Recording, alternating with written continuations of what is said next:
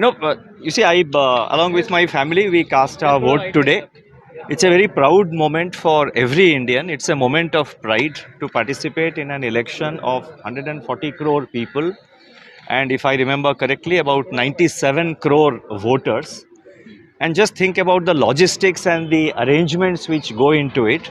The process of voting today was very smooth, and I would like to congratulate the Election Commission of India and all the officials who have been working throughout the country, and in particular in this polling booth where I had the experience, for the excellent arrangements. The logistics are humongous, and I think the arrangements are excellent, and it's a really a moment of pride for every Indian to vote in these elections. Governor, sir, a lot of financial institutions come to you for their requirements. What would be your requirements from the new government? As The a resident of issues? Mumbai. You wait for the next monetary policy, and this is not the place or the time to really comment on issues.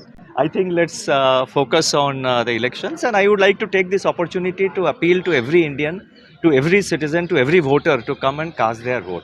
Hindi में दो शब्द कहना चाहता हूँ.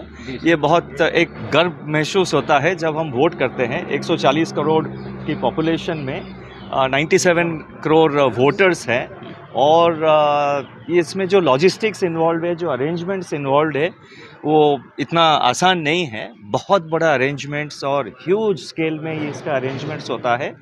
सो सारे voters के लिए, देश में हर एक व्यक्ति के लिए ये बहुत एक मोमेंट ऑफ प्राइड है, और मैं सबको अनुरोध करना चाहता हूँ कि आप सुबह से जल्द जाके अपने वोट डालिए. Thank you. Governor, sir, one message.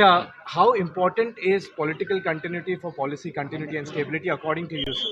No, I think that's a loaded question, so I will not take that. Thank you. Thank you.